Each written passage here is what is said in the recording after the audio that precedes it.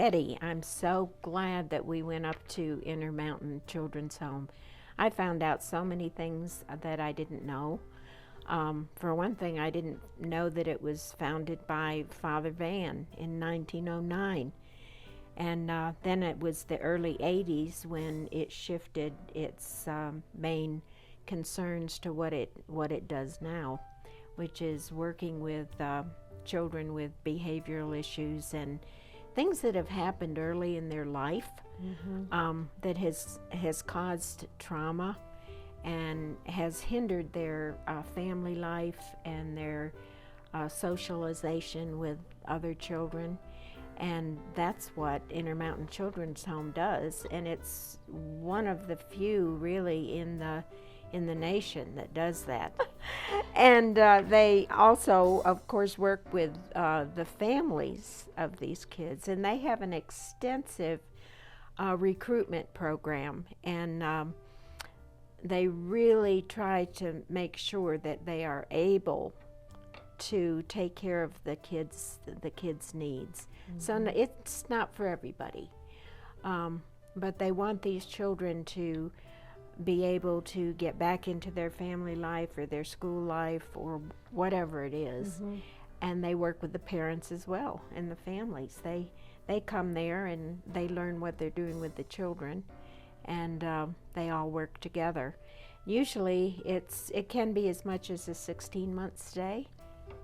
Some of the things that they have happened to them is, they just have uncontrollable rage or temper, or they withdraw. They isolate themselves. So there's a lot of work. There's a lot of work to be done, and this is the place to get it done. The thing that I'm learning is that the upstream issues, there's so much similarity between the social needs of people and those upstream issues. Because it's sort of like when the kids, when the families go through a trauma, it doesn't affect just one person. Like if it's a job loss, or somebody becomes chronically ill, or they get COVID, or they're into substance abuse, it doesn't just affect them. It affects everybody in the household. Right. And, I think that just learning about what you were talking about, the effect that these horrible things that can happen into the life of an adult can affect these real little ones, and cause developmental delay. I think one of the things that I found kind of exciting, actually it was exciting to me when I got there, I got all jazzed up about it, is how the churches can be useful. But we do the Christmas gifts, we take care of a cottage. But in terms of other things, how else can the church help? I got really excited because since I'm lay leader, I'm going to annual conference this year.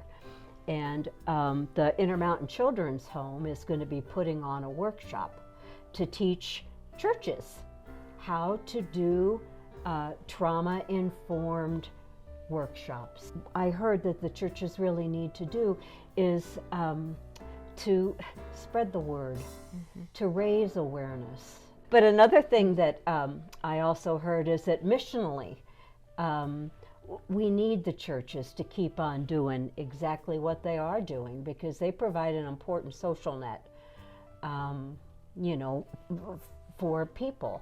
Like one thing I was reading on the Mountain Sky conference site was that Intermountain would love help in terms of a camping thing that they're doing this year. They take 40 of these kids and they send them up to Flathead Lake for a little summer camping experience. But these kids, a lot of them won't have like swim trunks, sunscreen, a lot of things that I just kind of, frankly, I take for granted. So they need help with that, or with providing snacks, or maybe doing some crafts. But if there's a way in which we can engage our church so that we can help more and maybe learn to put on some workshops, whether they're workshops for people in our own church or workshops for people in the valley, the Gallatin Valley, just to raise the awareness, because I don't tend to think of kids as getting hurt when something happens within their family, and Right. I learned how wrong I was. Yes, and what gives the Intermountain staff hope?